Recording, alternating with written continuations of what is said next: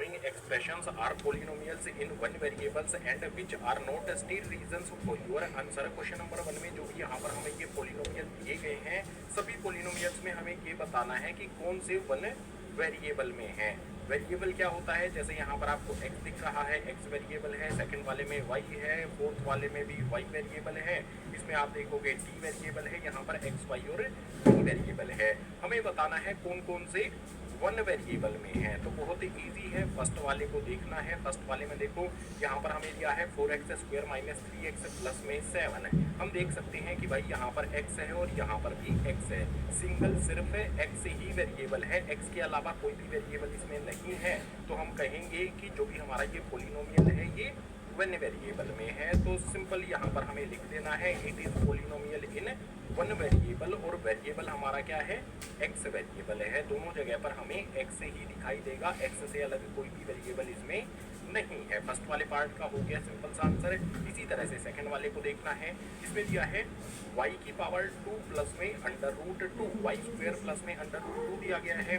भाई y पे power check करनी है हमें। पावर हमेशा होल नंबर होनी चाहिए, यानी कि पावर 0 1 2 3 4 5 6 कोई भी नंबर चलेगा, ठीक है। होल नंबर में पावर होनी चाहिए, तो बिल्कुल सही है। होल नंबर में पावर है तो हम कह देंगे कि भाई हाँ, ये भी हमारा जो पोलिनोमियल है ये वेरिएबल सिंगल वन वेरिएबल में है, और वेरिएबल यहाँ पर हमारा अकेला y है। तो यहाँ पर भी लिख देंगे it is polynomial in one variable, और वेरिएबल हमारा यहाँ पर है y। रीजन भी हमने यहाँ पर बता दिया है।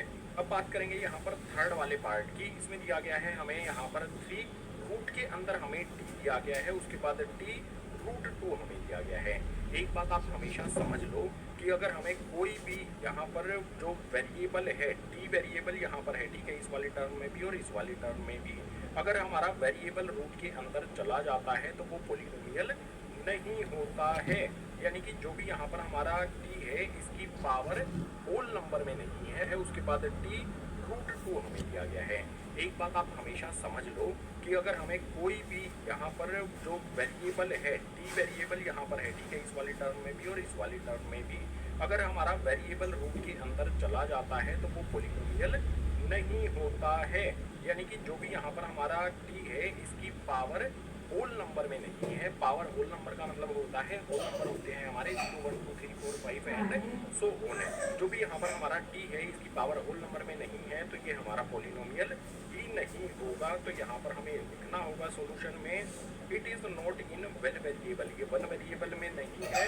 साथ ही power is not whole number, अगर पावर यहाँ पर होल नंबर नहीं है हमारी तो ये पोलिनोमियल भी हमारा नहीं होगा। आएंगे यहाँ पर फोर्थ वाले पार्ट पर, थर्ड वाले पार्ट का यही आंसर हमारा हो जाएगा। रीजन भी हमने बता दिया।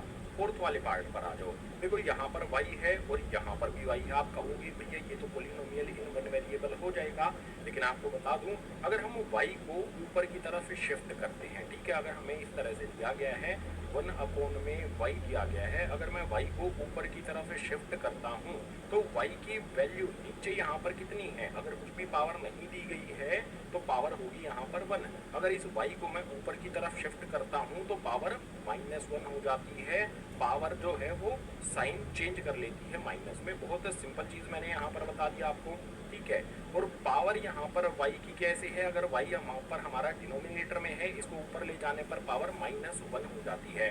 -1 हमारा होल नंबर नहीं होता है, तो क्या कहेंगे, ये हमारा पोलिनोमियल नहीं होगा वन वेरिएबल में। It is not in one variable. इसके साथ साथ हमें लिखना है as power of y is -1 and not whole number, ये हमारा होल नंबर नहीं होता है, तो ये हमारा पोलिनोमियल इन वन वेरिएबल नहीं होगा, क्योंकि पावर यहाँ पर -1 हो जाती है।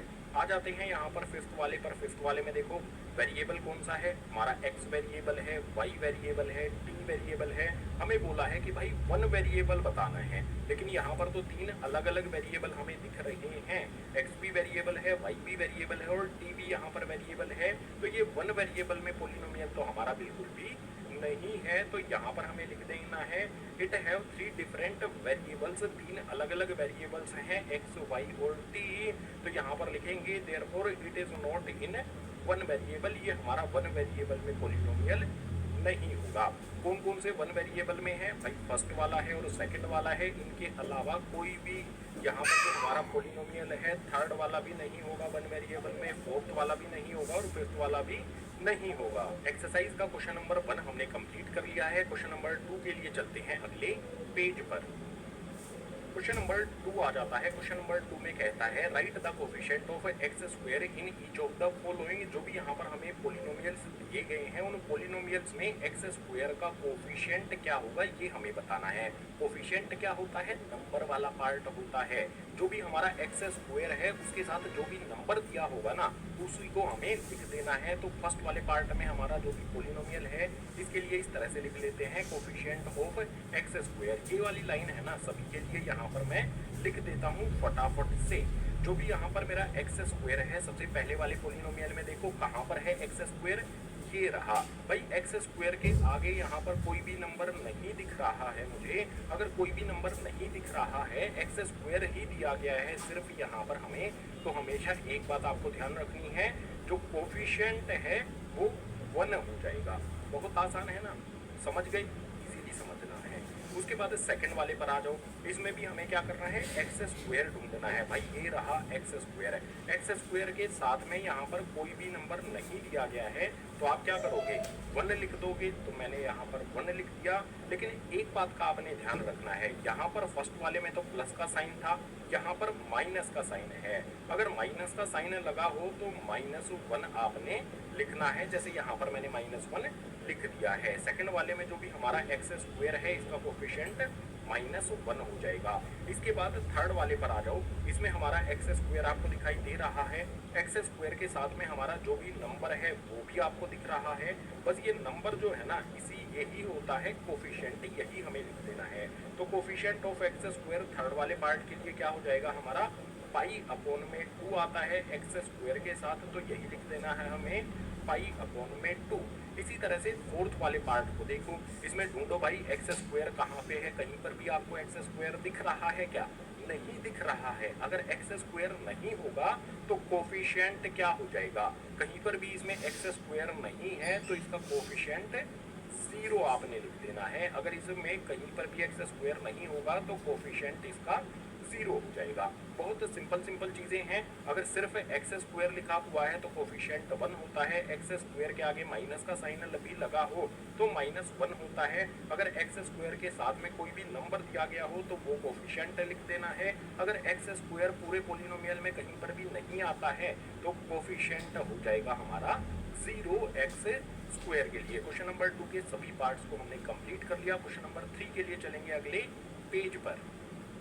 क्वेश्चन नंबर 3 आ जाता है। क्वेश्चन नंबर 3 में कहता है give one example each of binomial of degree 35 and monomial of degree 100। हमें एग्जांपल देना है। एक एग्जांपल बाइनोमियल जिसकी डिग्री 35 होगी, दूसरा मोनोमियल जिसकी डिग्री 100 होगी। बाइनोमियल क्या होता है और मोनोमियल क्या होता है, इंट्रोडक्शन वाली वीडियो में मैंने डिटेल में बता दिया था। इंट्रोडक्शन वाली वीडियो देख लो, अच्छी तरह से ये चीजें समझ में आपके आ जाएगी।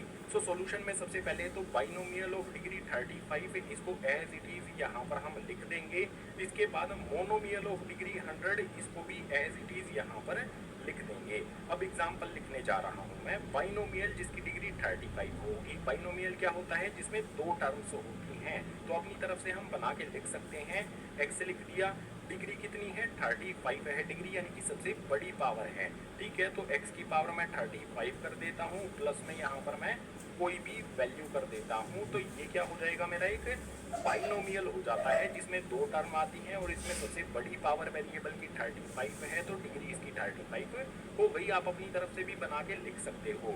जैसे यहाँ पर मैं लिख देता हूँ y की पावर 35 लिख दिया, उसके बाद मैंने यहाँ पर y लिख दिया और प्लस में यहाँ पर कोई भी वैल्यू 3 लिख दी। सॉरी 3 नहीं लिख सकते हैं, यहाँ पर हमें सिर्फ 2 ही टर्म लिखनी है। बाइनोमियल है तो सिर्फ 2 ही टर्म्स आएंगी। तो यहाँ पर मैंने एक की बजाय 2 एग्जाम्पल बता दिए हैं। आप भी अपनी तरफ से भी खुद बना सकते हो। इस तरह से पोलिनोमियल, ठीक है।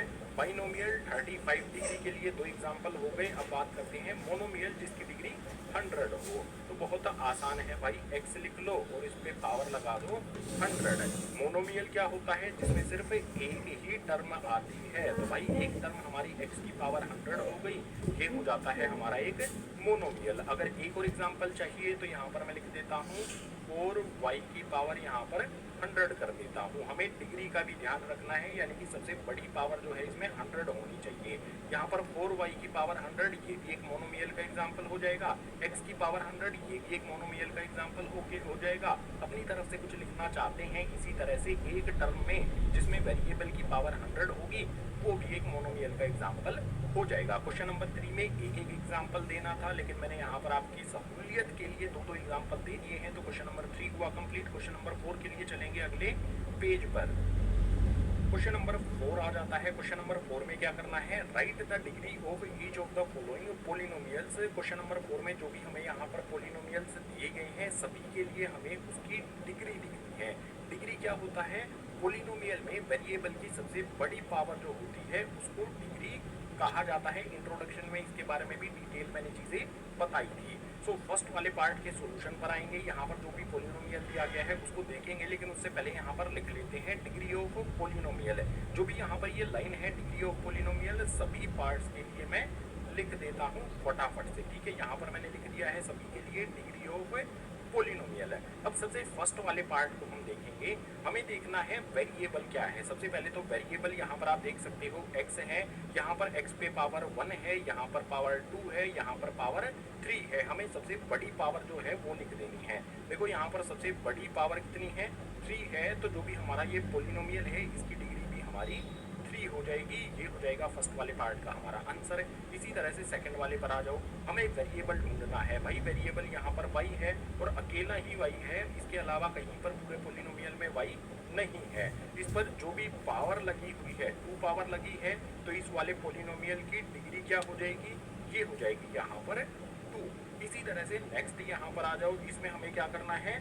वेरिएबल ढूंढना है। वेरिएबल हमारा यहाँ पर t देख सकते हो, नंबर्स के अलावा जो भी आपको x y दिया होगा या फिर t u s इस तरह से दिया होगा, वो सारे के सारे वेरिएबल्स होते हैं। यहाँ पर हमारा t है, t पे कोई भी पावर नहीं लगी है। अगर कोई भी पावर नहीं लगी है तो ध्यान रखना है, इंपॉर्टेंट बात बता रहा हूँ, कोई भी पावर नहीं लगी है तो 1 आपको उसकी डिग्री लिखनी होती है, ठीक है। यहाँ पर t पर कोई भी पावर नहीं है तो पोलिनोमियल जो भी हमारा यहाँ पर आता है इसकी डिग्री कितनी हो जाएगी? 1 हो जाएगी। बिल्कुल इसी तरह से यहाँ पर आ जाओ। फोर्थ वाले पर हमें यहाँ पर वेरिएबल ही नहीं दिया गया है, सिर्फ 3 हमें दिया गया है। अगर वेरिएबल नहीं दिया गया है हमें, x y कुछ भी वेरिएबल नहीं है, तो सिंपल सी एक बात समझ लो कि डिग्री ऑफ पोलिनोमियल क्या हो जाएगी? 0 हो जाएगी अगर वेरिएबल नहीं होगा तो। क्वेश्चन नंबर 4 के सभी पार्ट्स में हमें डिग्री ऑफ पोलिनोमियल लिखना था, हमने लिख दिया, तो क्वेश्चन नंबर 4 हुआ हमारा कंप्लीट। अभी क्वेश्चन नंबर 5 भी करना है, तो उसके लिए मूव करेंगे नेक्स्ट पेज पर। एक्सरसाइज का लास्ट यानी कि क्वेश्चन नंबर 5 हमारे सामने आ जाता है। इसमें है classify the following as linear, quadratic and cubic polynomials. Question number 5 में जो भी हमें यहाँ पर पोलिनोमियल्स दिए गए हैं, इन सभी में हमें ये बताना है कौन से लीनियर पोलिनोमियल हैं, कौन से क्वाड्रेटिक पोलिनोमियल हैं, कौन से क्यूबिक पोलिनोमियल हैं। तो इंट्रोडक्शन वाली वीडियो में मैंने बताया था, अगर डिग्री 1 होती है तो लीनियर पोलिनोमियल होता है, डिग्री 2 होती है तो क्वाड्रेटिक पोलिनोमियल होता है, डिग्री 3 होती है तो क्यूबिक पोलिनोमियल होता है। सो बिल्कुल सिंपल, फर्स्ट वाले पार्ट के सामने जैसे ये एरो मैंने लगाया है, सभी के सामने यहाँ पर एरो मैं लगा देता हूँ। अब सबसे पहले वाले पोलिनोमियल को हमें यहाँ पर देखना है। हमें देखना है डिग्री कितनी होगी। डिग्री 1 है तो लीनियर, 2 है तो क्वाड्रेटिक, 3 है तो क्यूबिक है। सो यहाँ पर देखो सबसे बड़ी पावर आपको कितनी दिख रही है? सिंपल है, यहाँ पर आप देखोगे पावर सबसे बड़ी 2 दिख रही है। अगर पावर 2 है तो क्वाड्रेटिक पोलिनोमियल ये हो जाएगा। इसके सामने इस तरह से हमें लिख देना है, ये इसका आंसर हो जाएगा। इसी तरह से सेकंड वाले पर आ जाओ। इसमें हमारा वेरिएबल x यहाँ पर भी है, x यहाँ पर भी है। सबसे बड़ी पावर कितनी दिख रही है? 3 दिख रही है। अगर पावर 3 है तो क्यूबिक पोलिनोमियल हो जाएगा। इसके सामने यहाँ पर हमें लिख देना है क्यूबिक पोलिनोमियल, आंसर हो गया। इसी तरह से यहाँ पर थर्ड वाले में y हमारा वेरिएबल है। बड़ी पावर कितनी है? यहाँ पर y पर पावर लगी है 2। अगर पावर 2 है तो क्वाड्रेटिक पोलिनोमियल हो जाएगा। इसके सामने यहाँ पर लिख देना है। इसी तरह से फोर्थ वाले में है 1 प्लस में x है, पावर इस पे कुछ भी नहीं है, अगर कुछ भी पावर नहीं है तो 1 होती है, और 1 पावर के लिए हमारा पोलिनोमियल होता है लीनियर। इसके सामने यहाँ पर लिख देंगे, आंसर हो जाएगा लीनियर पोलिनोमियल। इसी तरह से यहाँ पर देखो 3t हमें दिया गया है, t पर कोई भी पावर नहीं लगी है, कोई भी पावर नहीं लगी हो, सिर्फ वेरिएबल दिया हो तो पावर होती है 1, यानी कि ये हो जाएगा हमारा यहाँ पर लीनियर पोलिनोमियल। इसके सामने यहाँ पर हमें लिख देना है आंसर। इसके बाद आ जाते हैं यहाँ पर नेक्स्ट 6th वाले पार्ट पर। r की पावर हमें यहाँ पर क्लियरली 2 दी गई है, पावर 2 दी गई है तो क्वाड्रेटिक पोलिनोमियल हो जाएगा। इसके सामने आंसर लिख देना है, ये हो गया आंसर 6th वाले पार्ट का। लास्ट 7th वाला पार्ट हमारे सामने है, x वेरिएबल है और इसकी पावर यहाँ पर हमें 3 दी गई है। अगर पावर 3 दी गई है तो आंसर क्या हो जाएगा, बताओ जल्दी से। अगर पावर 3 है तो होता है क्यू